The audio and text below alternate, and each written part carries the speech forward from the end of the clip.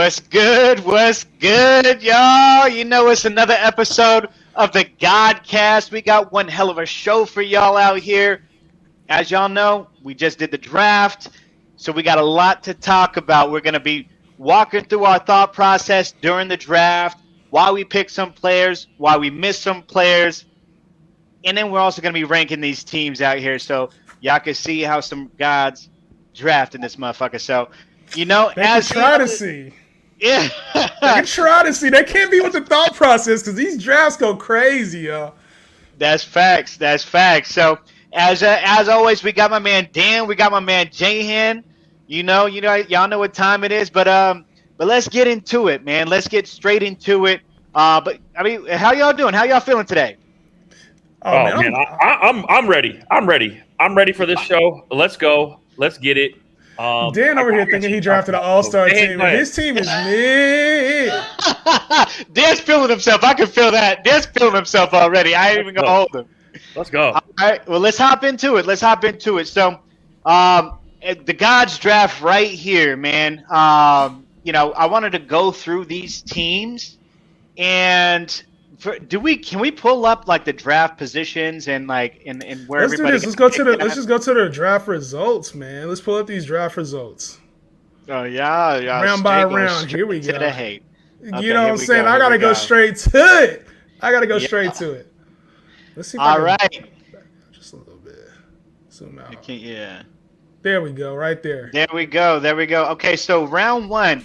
Now let me know from your guys' perspective, and keep in mind, y'all, for you guys viewing, keep the questions coming in.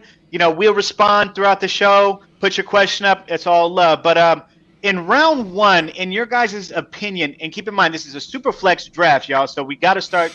You don't got to start two quarterbacks, but you kind of lightweight got to start two quarterbacks. Yeah. What's the biggest surprise in your opinion in the first round, or do any pop out at you? Immediately I look at the first two picks, and in the super flex league, you know, I get fading the quarterback position, but typically I would do that later in the first round. Like if I noticed that quarterbacks weren't being taken, then I would start to fade the position. I've been a heavy advocate of taking Cooper Kupp early, even in super flex leagues.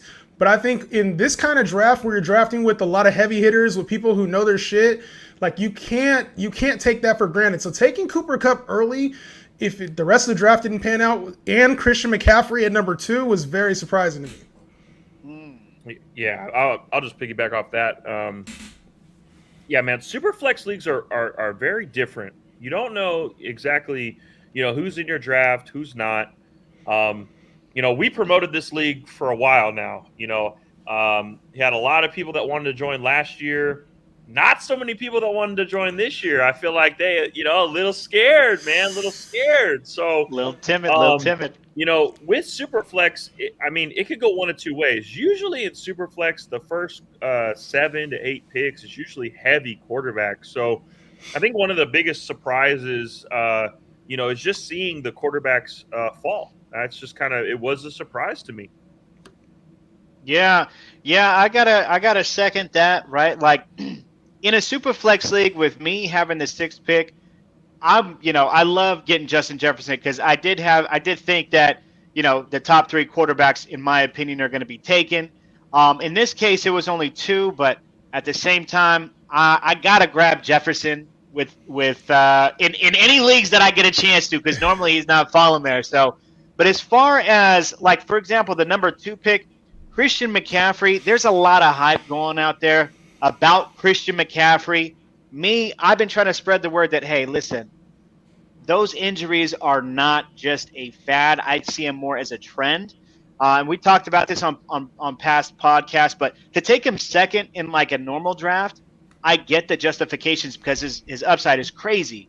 But to take him second overall in a super flex league, in my opinion, is just even more crazy. So, you know, I could see when the thought process is, though, like, you know, you're grabbing these skill positions and you're hoping that quarterbacks fall. But yeah, I thought that those first 2 picks were kind of crazy. That's the risk you take in a super flex league. When you go with one of those positions early, you got to make up for it later in your draft. And as you see, as the back half of that round finished, a lot of quarterbacks started going. And so that is 100% the risk you take. I mean, we see Dak Prescott going at the back end of the second round. And it's like, if you had one of those top end picks, it started getting rough very, very quickly. People taking Trey Lance, Joe Burrow, Russell Wilson. Like, if you didn't grab a quarterback there, you were left reaching on a Dak or Brady the next pick. Yeah, crazy. Anything else stand out to you guys in the first round? What do you think about Jalen Hurts going over Kyler Murray? I'll take it because I'm the beneficiary of it. I got Kyler Murray, baby. I was like, let's go. I'll take it. Yeah. Yeah. I would just say for my pick at pick 8, Patrick Mahomes to fall all the way to 8 in a super flex league. Yeah. Was just kind of just shocking. I mean, I'm not gonna hate because I was the beneficiary of that pick as well. But I guess people are scared of the Tyreek Hill loss, and to me, I think me and Justin have hit on this multiple times. But we like the fact that Tyreek Hill left. Now that offense is more balanced. He's going to throw for a higher completion percentage. And I think Mahomes has something to prove. It's like, you know what? Hey, like, I could still lose my best guy and watch this. So to me, I think Andy Reid and Patrick Mahomes are going to have a phenomenal year. Facts. Now, did you have anybody else in mind prior to him falling to you to grab at that 8 spot?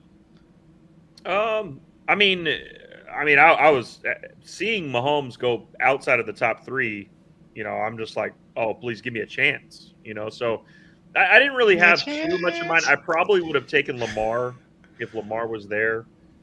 Really like Lamar Jackson this season. I've ranked him personally at number 4. I think he's just ready to explode on the year. But, I was just praying, and the gods have answered my prayers in round 1. Facts. All right, let's bounce over here to round 2 then. You see at the top of round 2, Najee. And just that news about Najee that came out too. What was he playing with? He's resting out here because he got a Liz Frank sprain. Oh God, here we go. Oh, here we go. Liz Frank sprain that he's healed from now. P, come on, dog. Don't start changing your rankings now because of little mini rumors. Yeah. I traded for him. I traded for him in another league, so it scared me. I mean, there's all kinds of news that scare P, and now they change the rankings really quickly. They're changing quickly. You change your opinion on Najee really quickly. I hope he doesn't land on any other players like that, Yeah. I don't think he has any other players like that. We got some shattering going on and some hating going on. But let's get to this. Let's get to this round 2. Jay, I see you. You went and snatched up Travis Kelce. Was that part of the plan, or does he just fall to you? No, that was part of the plan. And so when I got Kyler, one of the things I was thinking was, okay, if I take a receiver right here, then I have to go quarterback with my next pick. And so I was like, you know what? Let me lock in Kyler Murray. And I'm either going to have Kelce or I'm going to have Derrick Henry because I figured he was going to take one of those guys. So when Derrick Henry was gone, I took Kelce. I figured as much he'd take Najee, so I figured it'd be Najee and one of those guys. Kelce happened to be the person I took. So instead of getting Jamar Chase, which would have been the obvious pick, I think, for most people, I took Travis Kelce to secure the tight end position in the 12-team league. Okay. And then we see there. I mean, I don't think that's fair. But I guess that's about where he goes, right, in a 12-team league. Well, it's a reach because you got guys like Dalvin Cook, Jamar Chase. It wasn't an easy decision. Diggs and Devontae Adams there, guys that I really like. It was just about getting that positional eligibility. So you think about it, I drafted him as like a top 6, top 7 pick. So I have to hope it panned out. And for me, I felt like it did later on in the draft. Okay. All right. Now, you see Saquon went right there too. So I had to go back-to-back wide receiver. In a lot of my drafts, I really try to target 2 top 7 wide receivers. I'm happy Diggs fell to me because I got him as my wide receiver 3, and so I'm happy there. And y'all see, I had the choice between Diggs and Devontae. Y'all was hating on me earlier. I went with Diggs. All right. That was but real. You see, Trey Lance right here. Trey Lance at that point over Burrow. I would have Trey Lance over Burrow. Yeah, but I'm not mad at that. Not mad at that at all. I was hoping that he'd come back to me in the 3rd, but we see Alberto out here snaking. And then, but anything else pop out to you guys? Like I said, for me, getting Jamar Chase, I think that was crazy. I thought that, honestly, I thought the picks between Kelsey and Chase were going to flip. I thought Justin was going to take Chase. I thought that it would, I didn't think Chase would be there. So at his pick at that point, he went Kelsey. So I was like, oh, okay, well, now there's a chance. And then obviously the quarterback, Russell Wilson and Dalvin Cook. And so to me, I love Jamar Chase. I think he's the next. He's got next. So we'll see what happens. And where do you got Jamar ranked as far as wide receivers? I actually have Jamar Chase as my number two. Oh, number two. Over I got Jefferson number one, Jamar Chase, and Kupp is kind of where I have it ranked. So facts. You got Jamar Chase over Cooper Kupp in your rankings, or just like in your hopes, in your heart, and you want that to happen? Well, actually, I think Jamar Chase has the ability to be the number one guy. Let's just throw it out there right now. Like he's a different animal, dude. Like he reminds, like he has this aura about him that he's a different animal. Like the Julio Joneses, the Andre Johnsons, even the Calvins. Like he's up there in that stratosphere. But don't you have T. Higgins as like a top 12 guy too? Like, aren't you? So you think that like Joe Burrow's about to throw for like 5,500 yards this year? Well, I don't think Joe Burrow's going to throw for that many. But my point is, it's not based on the stats. It's more based on the talent. I think that Jamar Chase just has that talent. Can Joe Burrow do those types of things? I don't know. It's probably not realistic. But could I see like 1,000 from Higgins and 8? Could I see Jamar Chase for 1,400? Yeah, I could see that. That ain't wide receiver 2. That ain't wide receiver 2 on the year, though. Well, again, if it's definitely not wide receiver 12. Touchdowns, yeah, could be. Nah, that's not getting over Kupp, Jefferson, probably not even Devontae if you're getting 1,400 in what, 10?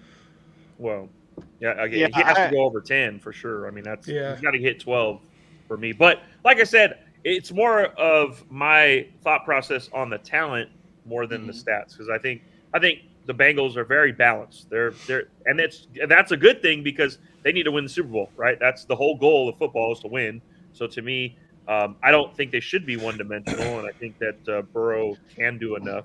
And if you look at it, I mean, even in the college aspect of LSU, he was putting up some numbers too. I know it's college. I know he's first overall pick and he's a stud, but I mean, he has the ability to throw yards. So they were breaking records. Yeah, I feel that. Personally, I would have got a few other players ahead of him, but I ain't mad at it. I mean, Jamar Chase, if that's your dog, then that's your dog. To round out round 2, some really good picks. CeeDee Lamb was out there. Devontae was out there. But going into round 3, we're seeing some studs still fall at this point. You see Alvin Kamara drop there. Man. Now, the first thing that stands out to me, I'm thinking that Kirk Cousins pick was a straight up reach. Like, what do you think about that compared to other players there? I don't think that was a reach. I think he was securing. It's one of those things when you're in snake drafts, you have to account for draft position. And so I think when you're on those corners, sometimes those are really tough positions. When you're drafting 1, 2, 3, or you're drafting 10, 11, 12, you almost want to make sure either A, that you're getting a position of need and that nothing else happens along the backside, because a lot of quarterbacks were going, or B, you're starting the trend and you're kind of putting the pressure on others. I don't think he was putting the pressure on others. I think he was just feeling the pressure of, I want to have 2 top quarterbacks, because he had Josh Allen, then went CeeDee Lamb. I think he was just securing the bag, because after Kirk Cousins, Tom Brady, Dak, it gets a big fall off. But Kirk Cousins over Matt Stafford? Kirk Cousins over Aaron Rodgers? Oh, yeah. The quarterbacks that were left, I'm like, what the hell is that? So I was thinking, at that point, like, damn, somebody may fall to me. But in my pick at 6 here, I'm just thinking like, Travis Kelce went in the second round. I normally love to, I was thinking quarterback here, but I have to secure a top tight end. And I do think that there is some separation between Kelce and Pitts, but I also think there's separation between Pitts and everybody else as well. Yeah. Right. So I had to reach there. And I was at this point, I'm thinking like, well, I got to deal with what I could deal with at the QB position. But Dan, talk about Mike Evans. Yeah, that was a hell of a Yeah, pick. I mean, again, I just feel like when I looked at the draft and how it was going, to me to wrap up the third round. I mean, how do you not like Mike Evans? I have Mike Evans really high this year. I just feel like he made some good points in his previous post. If you guys haven't seen it, go to our TikTok page and look at these rankings in the top 10 wide receivers. But AB gone, Grant gone, Godwin coming off injury, still not entirely healthy yet. Who knows what kind of Julio Jones we get? I'm hoping we get 2018 Julio Jones would be nice. Before we get off this show, don't let me forget to talk about Julio. I got you. But for me, it's I think he's going to have a great season in Brady's quote unquote last year. I think that he goes out and he's always he's so underrated every year. Everybody has to hate on this guy, and I don't get it. Are you talking about Mike Evans? Yeah. Wide receiver one. Yeah. Go get Mike Evans. You thought he was talking about Julio? Yeah, I was like, what? I mean, what's your spill on Julio? Spit it out right now. Yeah, I was like, let me just get this shit out right now. I think Julio is going to have the same impact that Antonio Brown did last year. And the more I think about it, the more I feel like that is a lock to happen. Now, Gronk is out. And so for me, when I look at Julio Jones going in like the 11th round, 12th round, 13th round, wherever he's going, maybe yardage-wise, he doesn't have the same impact. But in the red zone, he's going to have a much bigger impact than Antonio Brown did. I could see him having a really good bounce if he can stay healthy. If he plays 15 games for this team, Brady's going to throw him the ball. He called him an elite receiver. I think he recognizes him as an elite talent. We're all saying the same thing about Antonio Brown. Oh, he's washed up. He's going in there. And then he performed that first year in Tampa. And it was like, oh, shit, Brady can really make receivers happen. So I think he gets the ball in his talented hands. And outside of Mike Evans and Chris Godwin, who else are we looking at on that team that can catch the football? I'm not talking Russell Gage. I know that. That's a good point. Now, I don't think he's going to be anywhere near. I don't think he's going to be anywhere near what AB did. I think he's more of a decoy, and I think he's going to have splash plays, but not to be like he's going to be more impactful in real football than he is in fantasy, in my opinion. Right? Because AB was shining out there in fantasy when he was playing PPR, like he's getting a lot of receptions, and he was cutting everything up in the middle. So I doubt that Julio is going to be like that. I don't see him being any more than like a flex option at best. Damn. Yeah, I can see flex, yeah. But that's, I mean, to be real, AB was like a wide receiver 3 flex too. It wasn't like he was AB was shining, bro. AB was shining out there for a minute when he was playing. What are you talking about, wide receiver 3 or flex? He was a wide receiver 3 or flex. That was AB. We're gonna have to look that one up. But anyways, let's keep it pushing. You know me and you, we be on the same topic for 30 minutes. Talking semantics. He did it. He was a wide receiver 24, which makes him a 2. I mean, like he's games 6 through 9. He performed like that. But we be like that. But yeah. But, okay, I got it for you guys. Okay, Antonio Brown had 4 games for the entire 21 season of over 20 points. So there were some games where he had, he was dominant. He was 11 in week 1. He was number 4 in week 5, number 6 in week 6, and number 12 in week 16. So that's the Antonio Brown. Like when he played and when his head was on straight, he got you some points. But other than that, I mean, he was a flex play parading around for the entire season. Hey, before we get to the next one, answer this one, fellas. What's your opinion on Mike Williams as a wide receiver too? We've been talking about Mike Williams a lot over the last month, and I feel like his value has skyrocketed even since we started talking about him. Mm-hmm. Fellas, what's y'all take on Mike Williams as a wide receiver too? So as a wide receiver too, so like a top 24 wideout, I think he can definitely be that. I mean, if you look at how they're utilized, and we talked about him a lot, right? He is getting a lot of those quality targets. He's getting a lot of those deep shots. And he's getting a lot of red zone looks as well. Now they did add a tight end there to take on some of those red zone looks. But I mean, I don't think him being a wide receiver 2 or top 24 wide receiver is far fetched at all. Yeah. Well, I mean, it helps when you have all the targets in the game. Like Herbert's going to throw the ball. Last year he had 129 targets, ranked 14 in the league. But he's not particularly efficient with his targets. Like, he's not. Give other wide receivers those targets, and they're gonna win every time against Mike Williams. The average distance on his targets, is ADOT. A lot of people like to look at that for efficiency. He ranked 47 in the league. Yeah, so, get them advanced stats the fuck up out of here. It's not good, man. It's not good. So, man, I'm good. Yeah, Mike Williams, man. If Austin Eckler said it best, Keenan for sure. He's going with Keenan. Between Keenan and Mike Williams, we know even Austin Eckler is picking Keenan. Look, as a wide receiver 2, he could be a back-end wide receiver 2, high-end wide receiver 3. But if you're expecting what he did over the course of last year, where he was the wide receiver 12 over the entire season, to happen again, you're drafting him too early. I've seen him be ranked in the top 15. I've seen him ranked over Keenan Allen. That's a huge mistake when it comes to Mike Williams, unless you're in standard leagues. That's the only time. If you're in a standard league, maybe I get putting Mike Williams a little bit higher. But if you got Mike Williams over Keenan in a PPR league or even half PPR league, bro, it's getting a little too wild for me. Mike Williams is a high-end wide receiver 3, low-end wide receiver 2 for your team. Yeah. Facts. All right, we can move on. No.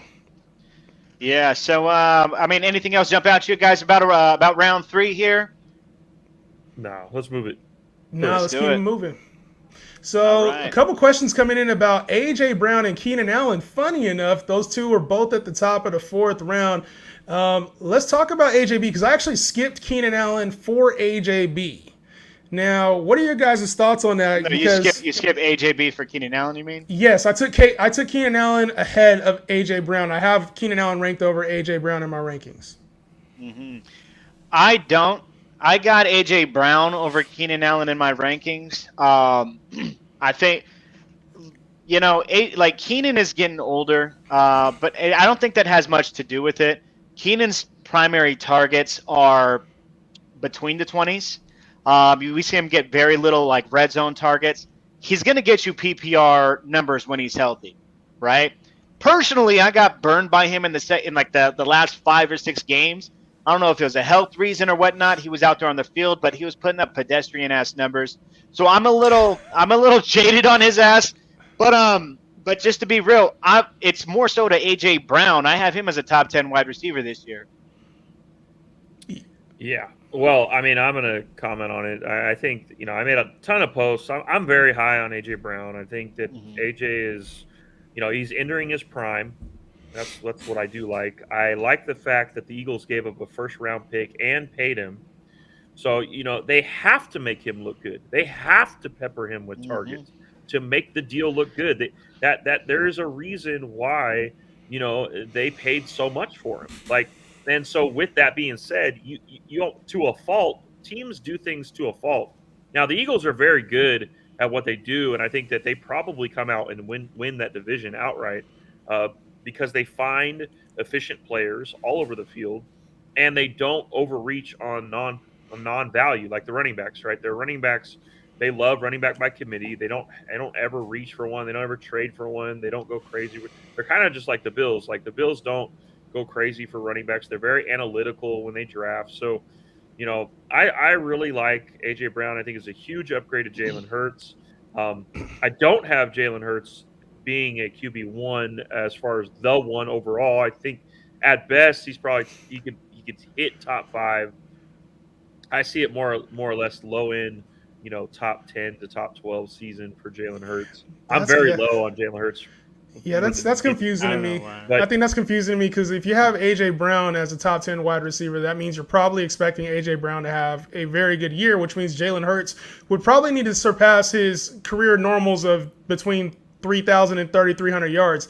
And when you have a cap of 3,300 yards in your arsenal, to me, that doesn't scream very much upside. So if you give Devontae Smith 800 to 900 yards, you give A.J. Brown 1,000 to 1,200 yards, that doesn't leave a lot of room for 3,300 yards. Like, there's not a lot for Dallas Goedert and whatever running backs and other type of wide receivers are out there. Jalen Hurts is not going to be throwing for over 3,500 yards. To me, they're going to be using A.J. Brown, where I think that he's a better real-life player than fantasy player. And when I have my wide receivers, especially early on, I want them to be tied to high-powered offense for the most part if I can. So when I look at Keenan Allen, I'm like, you know what? To me, Keenan Allen is a lock for 100 catches. He's a lock for 1,000 yards, probably around 6 touchdowns. To me, I took the floor with Keenan Allen instead of the floor with A.J. Brown at that point. I mean, we're splitting hairs. They're both elite receivers. Yeah. Dan, where do you got A.J. Brown ranked overall on wide receivers? Try to look back at my my cheat sheets. I think I have him right behind Mike Evans. So I think at 1, 2, 3, 4, 5, 6, 7. I think 7 or 8 in that range is where I rank AJ I got him ranked at 10. And Jay, you comment about like a high-powered offense, right? Yeah. Would you consider the Titans a high-powered offense when he was there and healthy? No, but Tannehill's throwing for more yards than Hurts is.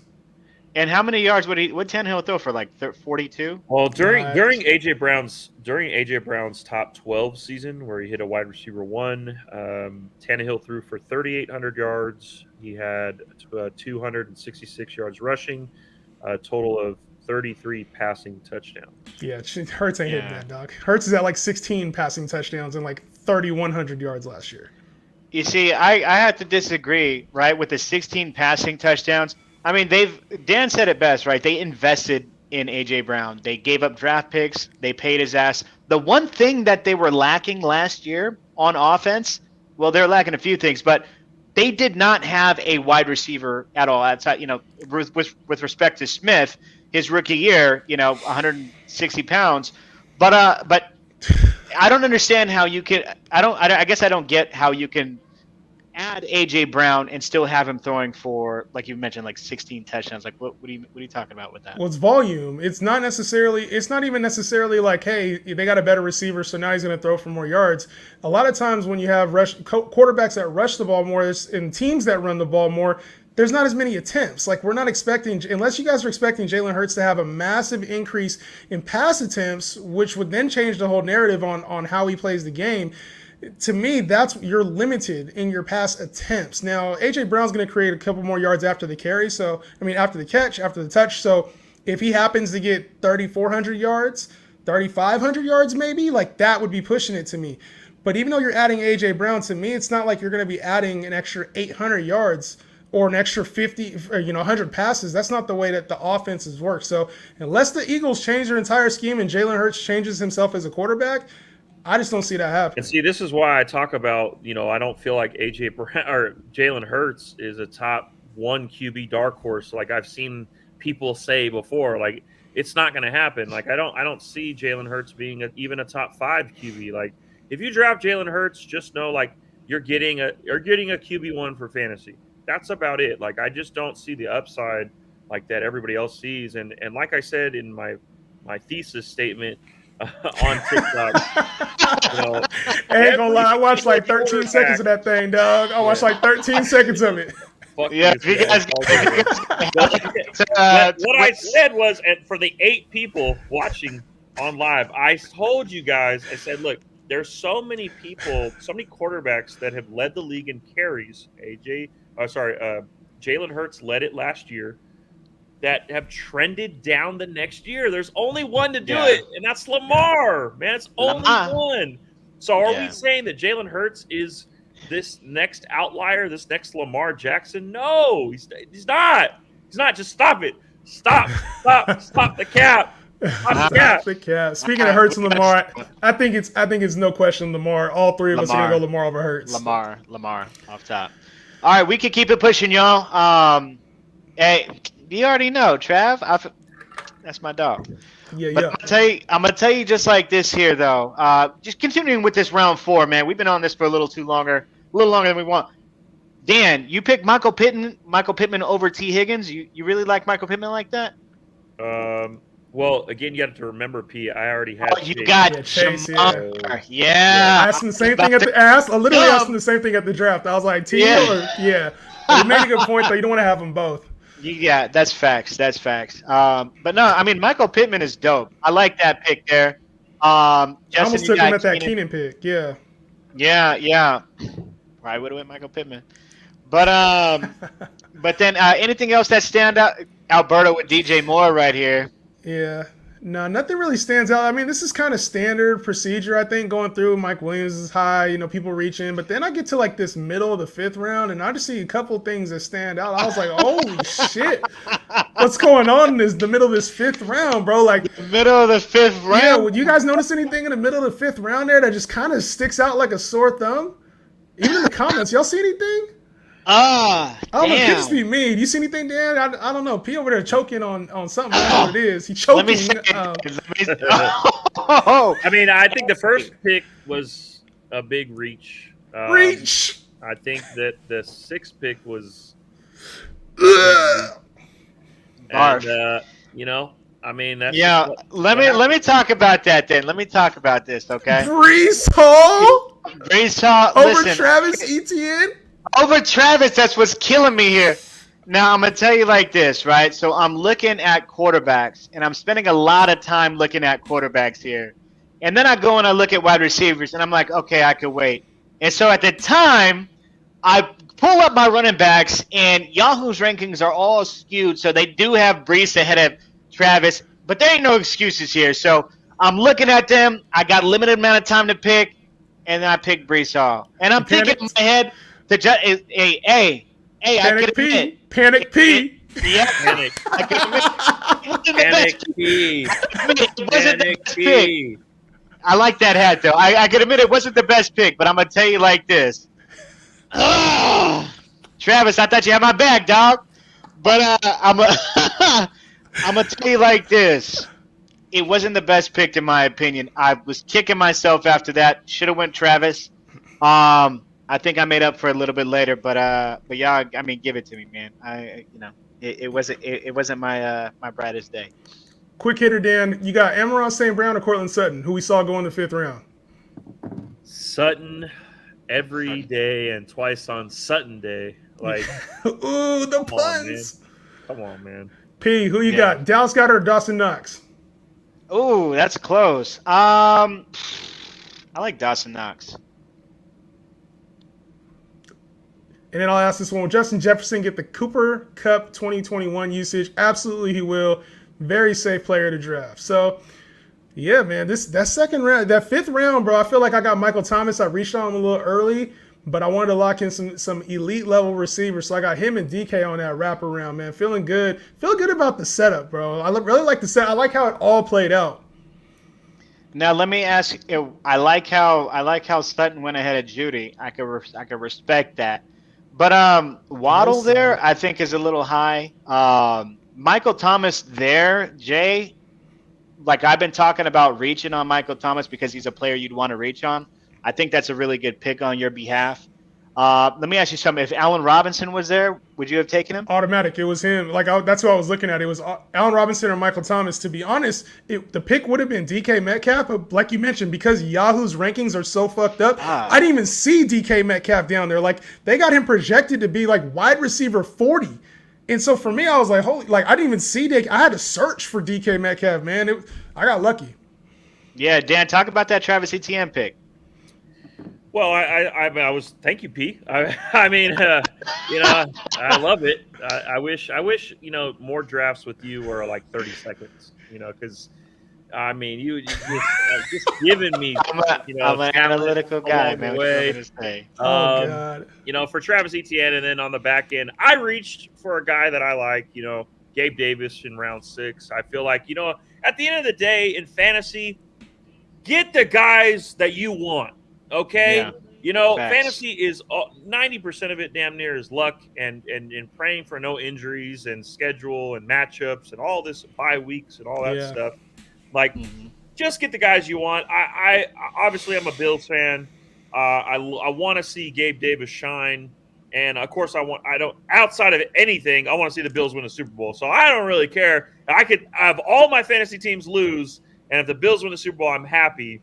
Just at the end of the day, go get your players. It's fun. This is fun. It's not life or death.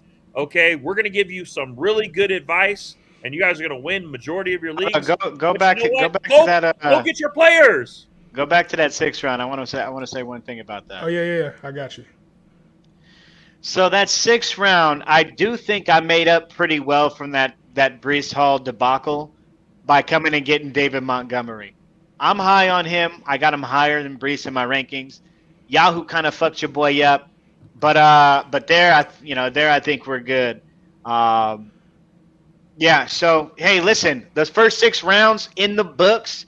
We could talk about the other ones, but let's go straight to the team so people can get a visual of how these teams look. And I want to hear from you guys, and we could go through each team and just kind of give them a grade, a ranking. Okay. Well, you know what? Even like in what we can do to keep it a fucking bean instead of giving these rankings or whatever, or grades.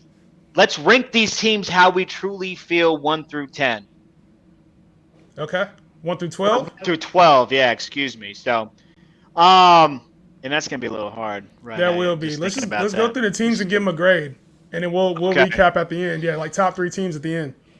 Okay, and can we look at the team setup versus like the draft picks? Do you think that'll be a little bit easier, like the roster? Let me go to the teams then. Who you want to start with? Just go down there from 1 to right here. Let's go, baby. Yeah. Jay Hen. Yeah. Yeah. Okay, so let me go. Go ahead, roast it. Let me go first. To keep it a bean, Clyde Edwards-Helaire. I've been shitting on him all year, and it ain't gonna stop now, baby. That motherfucker's trash, bro. Like, I think you could have did better at a lot of different times. I like your wide receivers. I like your wide receivers. I like the fact that you got a top tight end. You've been listening to your boy. Oh my God, here we go. I taught you the strategy. Top tight end. Now, you made out with the top a top QB, which is dope, and you got a high upside QB too. I do like your team outside of the running backs. Yeah, I mean, I think you did well. If I was giving it a grade, I would give it a B. Fair enough. All right. Well, I'll just be very quick. Justin, I think you've drafted better. I've seen so many drafts with you, and I think that maybe I don't know what it is, but I feel like I've seen better teams out of you. It's just but you're saying he drafted better than Justin this? never has the same team he drafts at the end of the year. That's all I know. Deals will happen. Oh, that's and facts. Some way, somehow, Justin will be in the top 4, like always, like he always is, always in contention. And so for me, I just I just feel like I've seen better teams. So I'm giving this like a B minus, man. What are the weak points then? What are the weak points, Dan? Yeah. I mean, I think he drafts a lot of the same players. When you look at even the wide receivers, right? So to me, I feel like they're just like their ceiling is low end wide receiver 1.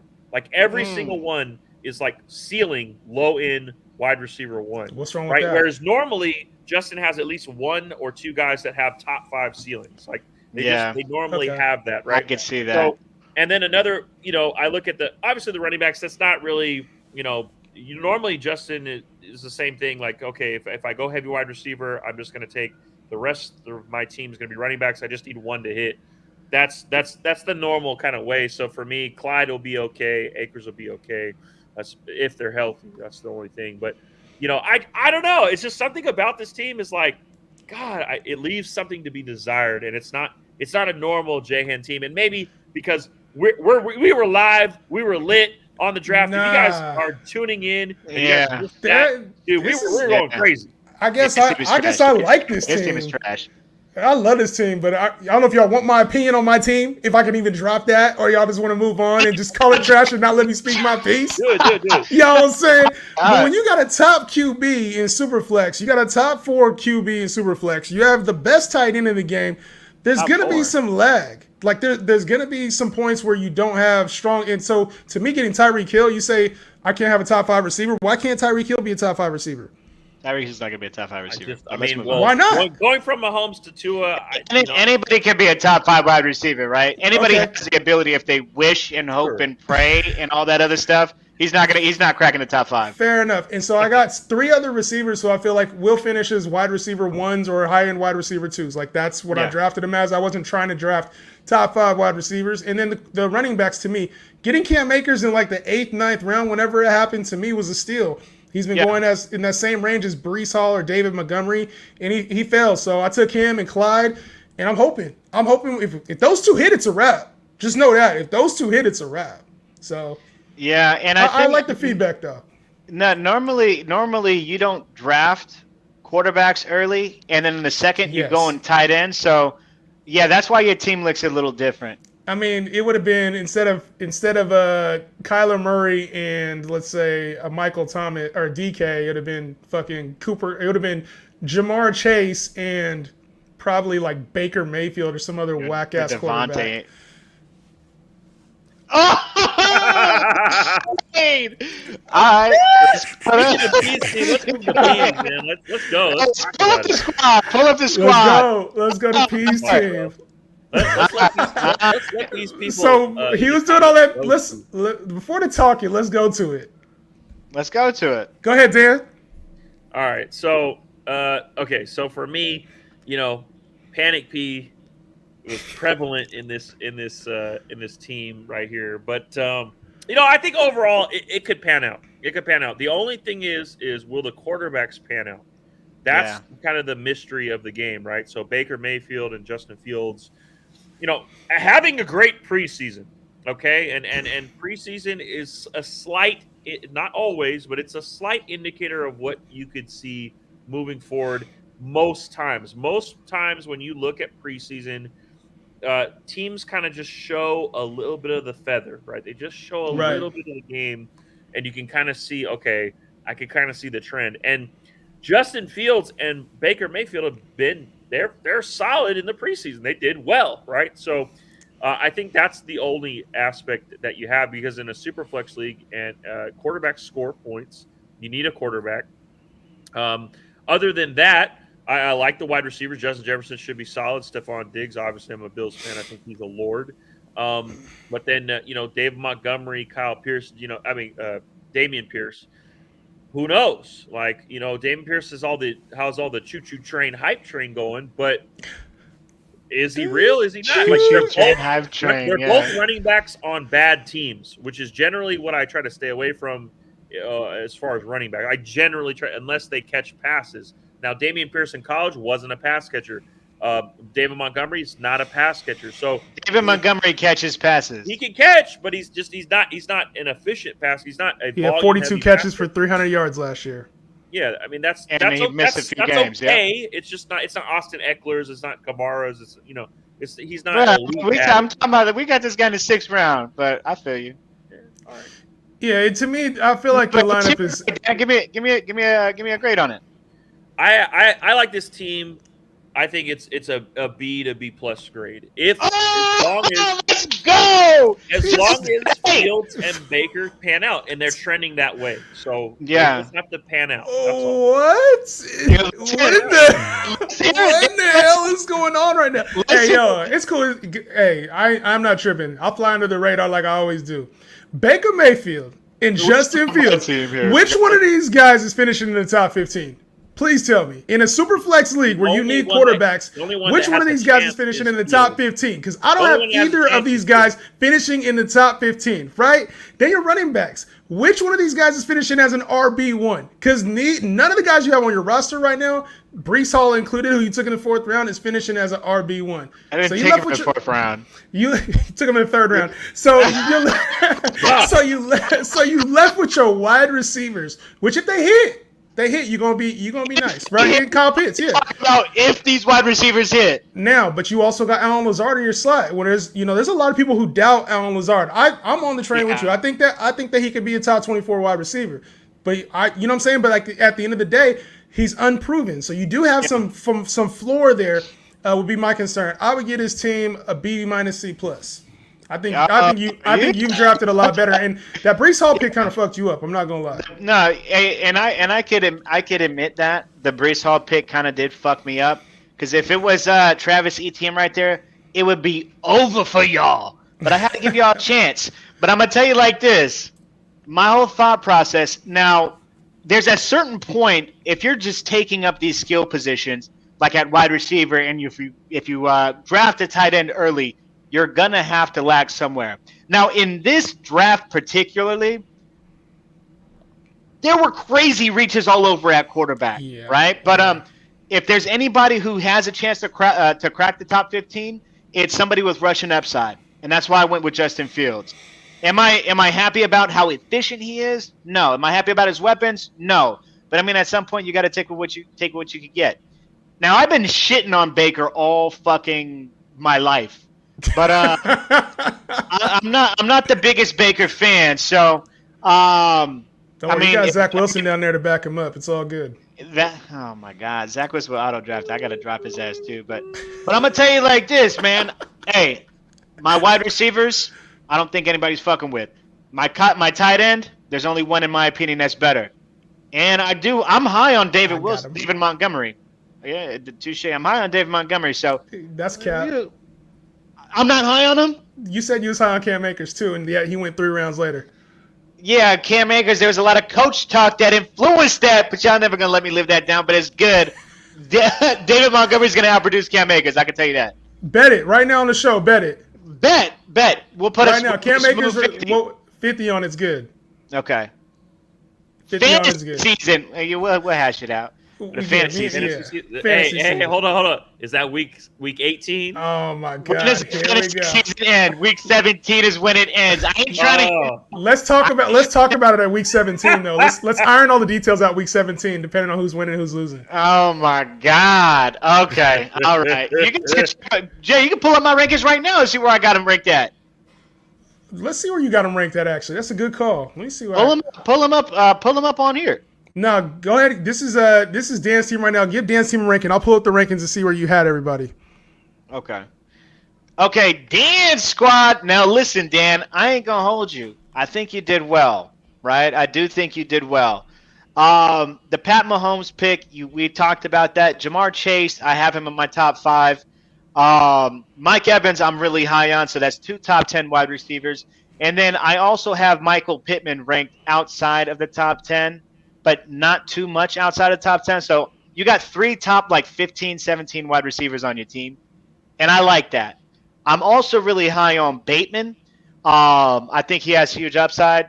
And Etienne, I'm really high on as well. So, when you draft like that and you are, you're reaching, you're not necessarily reaching, but you're prioritizing, wide receivers, you got to lag somewhere. So you got Tony Pollard. And you got Cole Kmet, who I'm not as high on as a lot of. I think he's one of the most fatty, like trendy tight ends that people are talking about on Twitter right now. So normally I like teams with top tight ends, but now that I look at it, you got Carson Wentz there too. Yeah, do we really like this guy's team like that? You know what? So I'll go next. So. I'm about to go next because I like the setup. When you look at the top of the lineup, you look at Mahomes, Jamar Chase, Mike Evans, Michael Pittman, you like hella upside, bro. And then you look at Etienne, and it's like, Etienne, you're like, well, is he a lock? We're hoping for Etienne. Etienne's another player we're hoping for, right? Everybody's got him locked in top 12, going to take over. We're hoping he's a top 15 wide receiver. Tony Pollard. What's his role going to be? We know he's going to catch some passes, but is it as heavy as they're hyping it up to be there in Dallas? Cole Kmet, there's a reason he's going outside of the top 12 tight ends. Is he really that dude, or is he going to be 700 in mid? Rashad Bateman. I love Rashad Bateman, but his upside is probably, 1,200 yards max? You know what I'm saying? And then Carson Wentz? Carson Wentz is like Baker Mayfield. You know what I'm saying? Carson Wentz has had success. Worse than Baker Mayfield. To be honest, I'd probably rather Carson Wentz than Baker Mayfield. Baker Mayfield's fucking trash. Here, Carson Wentz over Baker Mayfield? Now, where I think Dan his lineup is a little bit better is he gets Gabe Davis, Kareem Hunt backing up. Yeah, like those are two solid options there on the bench. So for me, I feel like he's probably going to end up starting Kareem Hunt over Tony Pollard. Probably end up starting Gabe Davis at some point between Bateman, or if an injury happens, he's protected. So I think he drafted well. I give him a B+ for sure overall. And this just the second quarterback's looking shaky, but when you got Pat Mahomes as an anchor, it really don't matter. And also, I just personally, I would start Goff over Carson Wentz. I'm really low on Carson Wentz. I mean, I don't think he's good at all. But yeah, I mean, if you put Goff in there, Goff didn't even outscore Carson Wentz last season. That what does that mean? Carson Wentz was on the Colts. Now he's on Washington. What are you talking about? What does that mean? It's the same. I mean, it's Carson It's Wentz. not the same, bro. bro. It's Jared fucking Goff. Jared Goff got weapons this year, bro. He's got some weapons this year. He doesn't. Last year, who do you have? The same weapons he had last year, minus DJ Chark. No, bro. DeAndre Swift was there. T.J. Hawkinson was there. DeAndre Swift was there for 3 or 4 games. Come on, Who now. was? DeAndre Swift only missed 2 games, 3 games. Come on, dog. DeAndre only missed 3 games? DeAndre Swift only missed 3 games last year. Well, if he did, he did. But yeah, I think either way, I think at the end of the day, it was kind of hard when you got all the top quarterbacks go in most of the drafts. Yeah, I had what was left. So Carson Wentz, Jared Goff, just give me some startable quarterbacks. That's all I really cared about.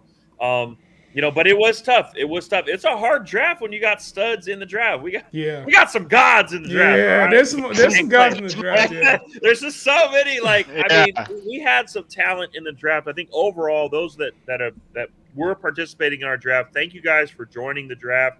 You guys 100%. Weren't scared. You guys really did a good job. We got the bots in there. We got the Twitter guy. Beep boop. We got some solid players, man. So I'm looking forward to this year. I'm looking forward to defending my title. I'm ready to go. I hope you guys can take it, but one of the 3 is probably gonna win. So sorry, guys. You know what's funny is one of the guys from the league was like, man, you kept sniping every player I wanted. I was so stressed throughout it. I was like, bro, that's what happens when you're in a real league, not them home leagues, dog, where you're playing with your coworkers. Like, we've been doing this shit for a while, and we seasoned vets, so we notice when shit slips through the cracks, bro. Like, if you make one mistake in your draft, we're clowning your team here on the show. Yeah, that's facts. That's fact. I mean, you hit it, man. We've been doing this for way, way, way too long, right? And at the same time, not long enough, too. So, Should we run another league? Should we do another draft this week? Maybe not $100 league. Maybe we're doing a $25 league and just try to fill it up. Have to do that. Yo, let's run it. Let's do that. Travis, make a day.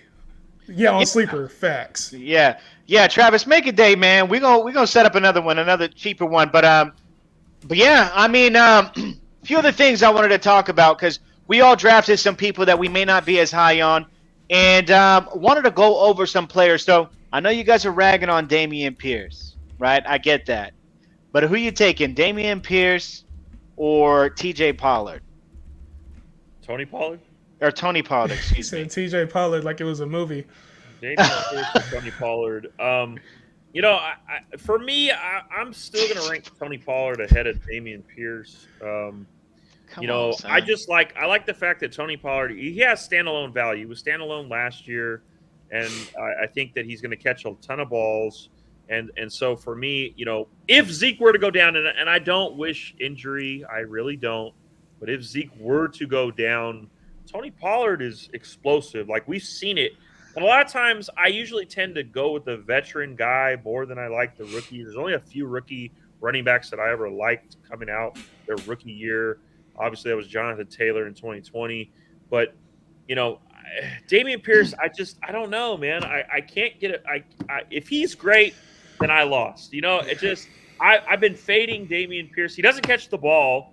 Okay, he's not a pass catcher. So all right, so I got a few more people I want to compare him to as well. So, yeah, Dameon Pierce and Tony Pollard, Jay. Give me Tony Pollard for the upside. I think Dameon Pierce will be probably more consistent throughout the year, but I think he's mid still. Not as mid as I called him though. Yeah, let me ask you something. How does Lovie Smith use his running backs typically? He loves to use his running backs, but they also have Rex Burkhead there, who they've been giving way more carries than I ever thought they would there in the preseason. Way more touches. I'm calling it what it is. I'm just going to be real with you because I didn't think Dameon Pierce was going to see the rock, and he did. So I think they're going to use Dameon Pierce a lot more on the ground. Rex Burkhead's going to be a factor on third downs. Okay. I got one for you. Dameon Pierce or Ramondre Stevenson? Ramondre. But I'm an upside guy. I think that it just depends on your situation. Like if you need a rock steady RB2 and it's not PPR league, then maybe I'm going Pierce, but I'm probably going with Stevenson for the upside.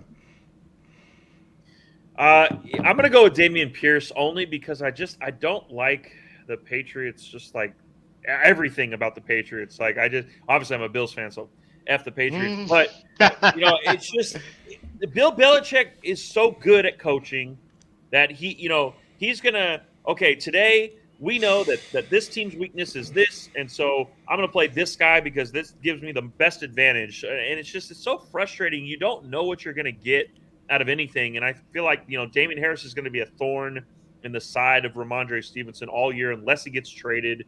So just give me Dameon Pierce because I know what I'm getting out of Dameon Pierce. He's going to get, 15 to 20 touches a game. I'll take that. You got Pollard or Stevenson? Who you got, Pete? Pollard or Stevenson? Yeah, well, you said Dameon Pierce or Pollard or Dameon Pierce and Stevenson. Who you got? Oh, to be honest with you, I'm taking Pierce over Tony Pollard. Of course, I have Pierce winning that job. I know how Lovie Smith typically uses his RBs, and I think that what he's shown in the preseason is telling as to what as to how they're going to use him. I'm higher on Ramondre Stevenson than most. I don't fear the whole past Belichick thing with running backs because I think that was more of a McDaniels thing. We talked about this here. Travis, man, we be on it bad. I'm trying to tell you, Besties over here. Hey, P, how come you didn't come to the Fantasy Expo? You could have met Travis in person, dog. I could have met him, man. Maybe next year, man. Maybe we got to holler virtually, man. But I'm telling you, man, our bond goes across state lines, baby. I love it. All right, but so that's way more closer to me, Ramondre Stevens and Dameon Pierce. So, but I want to move on to different players here really quick before we wrap this show up. I want to talk about Allen Lazard as if I ain't talked about him enough. So, in your guys' opinion, Allen Lazard or Rashad Bateman? Deacon, go ahead. I mean, I could make an argument for both. I think that if I had to choose one, if you had to pick one, I'm going to choose. If you had to pick one, I'm going to choose the guy that I like, and it's just mainly because I just like him, and I think he's going to have a great season, and I just it's a Dan guy, so I'm going to go with Bateman. I think Bateman has that's who I would pick if I'm on the clock and both of them are on the clock. However, I could make the argument that Allen Lazard, better quarterback as far as passing yards go. He's more proven because he has 1,000 yards. Bateman hasn't really touched that yet. In Dynasty, of course, I'm going to take Bateman all the way. But this year, I can see Allen Lazard beating out in every category: catches, yards, and touchdowns. I could see him beating out Rashad Bateman. Fuck all that fence playing the fence shit. Rashad Bateman, bro. Get the fuck up out of here, bro. Get out of here. Listen, I love Rashad Bateman. I think he's crazy talented. I think if Rashad Bateman was on Green Bay, it would be Rashad Bateman. If the roles were reversed, it would be Rashad Bateman. If he was on Green Bay, we'd be talking about as a top 15 receiver. Yeah, man, because you know how Green Bay does with those number one wide receivers, which happens to be Allen Lazard. Is it though, or is it Aaron Jones, or is it A.J. Dillon, 1A, 1B, where they talk about we'll see loads of passes? Is it Romeo Doubs? Is it Sammy Watkins week one? Is it Robert Tonyan? Who is it? Who is the wide receiver one? It's Lazard, bro. It's Lazard. When Aaron, bro, you have me going crazy there for a second in my head. If Aaron Rodgers is like, I'm going from one Hall of Famer to another, what you think it is, man? But listen, I got him higher. Okay, let me ask you guys this: since you guys both got Bateman higher, you going Lazard or Mooney? Jay, you go ahead and take this one first. Not Mooney. It's Lazard. That was terrible. Yeah, that was terrible. We need a different one. Yeah. Okay, we'll keep it. Little ass Mooney.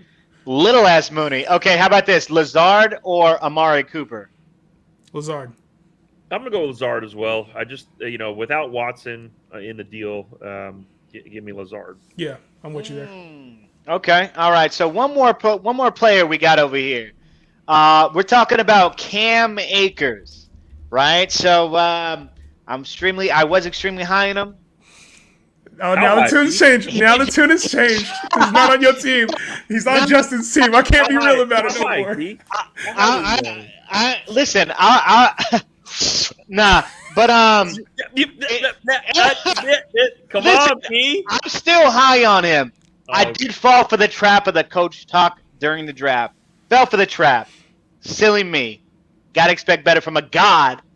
But okay, so we got Cam Akers or Chase Edmonds. Dan, go ahead. I'm gonna go Cam. Mm-hmm. I think that the upside is more with Cam Akers, so give me Cam Akers.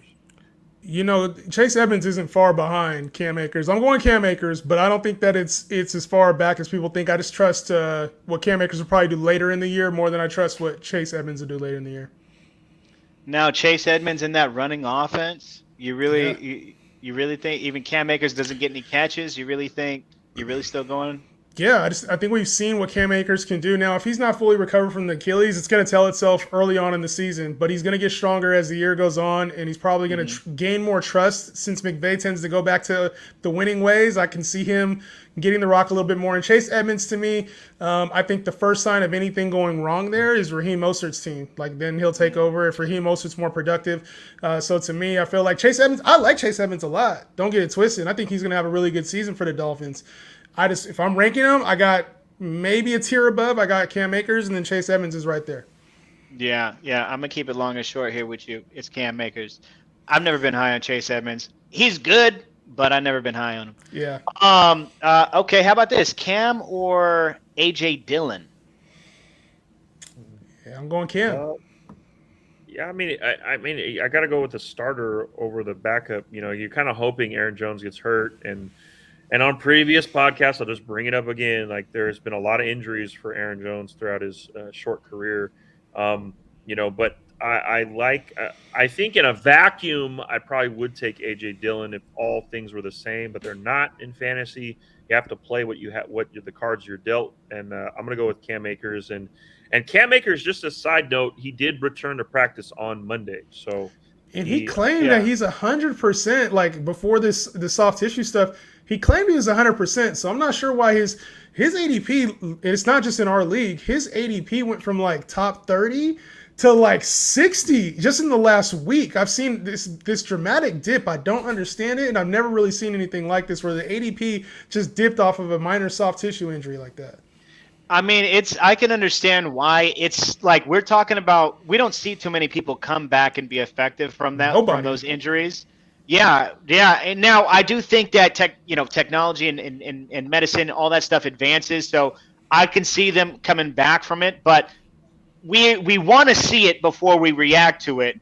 And then if we're waiting for it and another soft tissue injury, and then the platoon talks start coming, it's like, damn.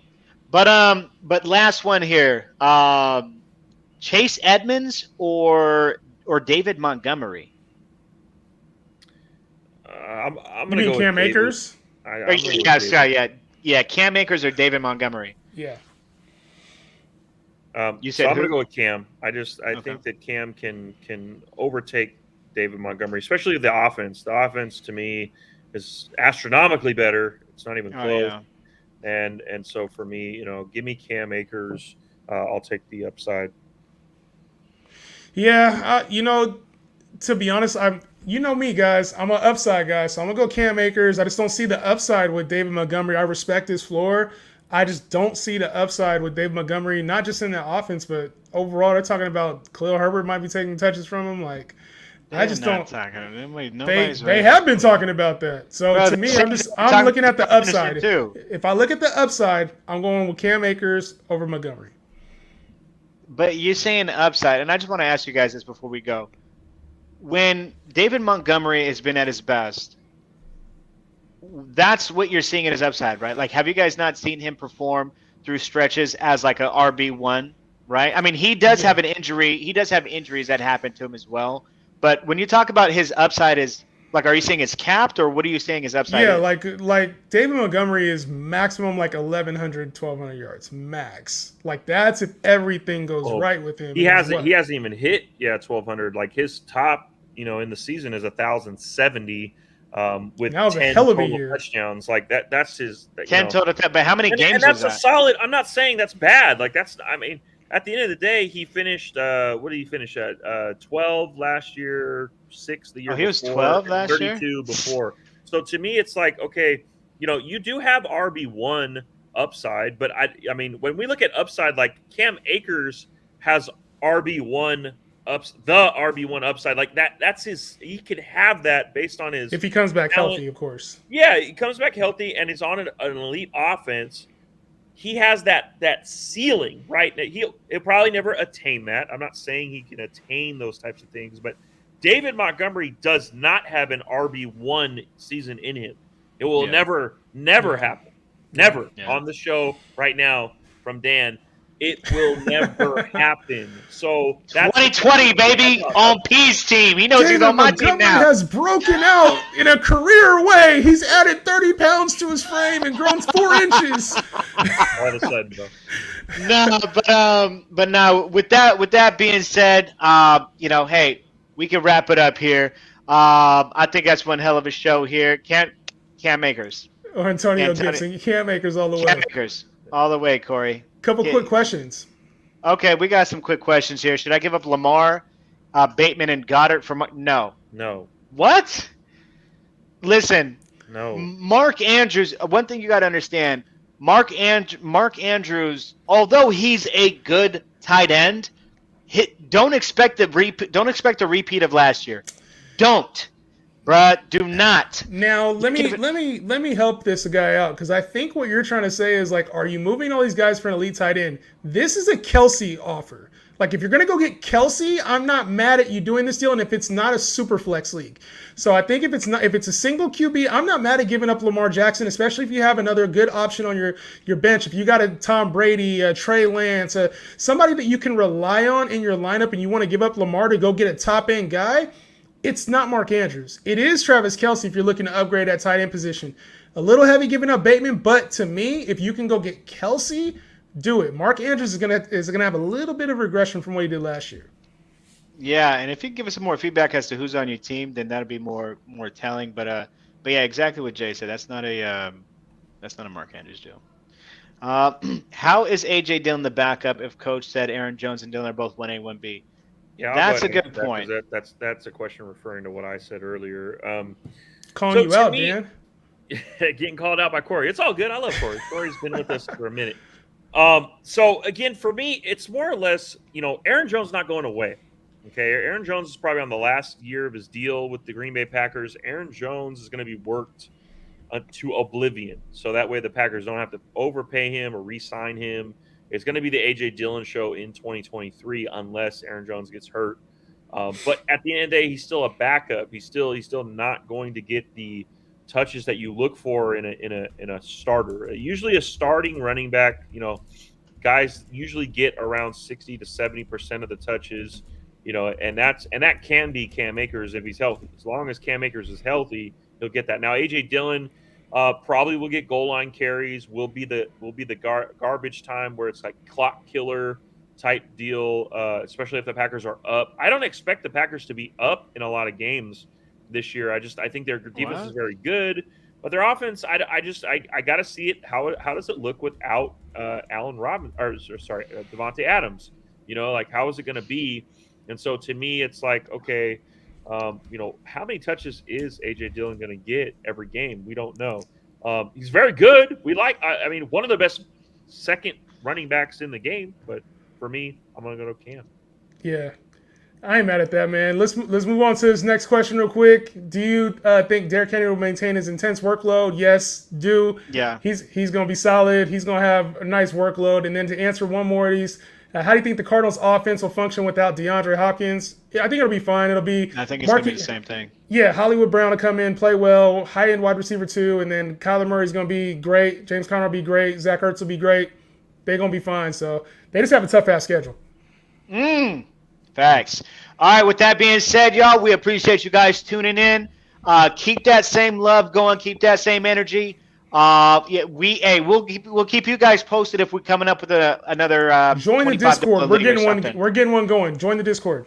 Yeah, on Sleeper. So tap into that Discord. Like I said, man, follow us. You guys showed love on TikTok. Show that same love on YouTube, on Twitter. Show love. Tap into my man Justin's podcast. He got it. It's good. And yeah, with that being said, man, we out. Peace. Peace.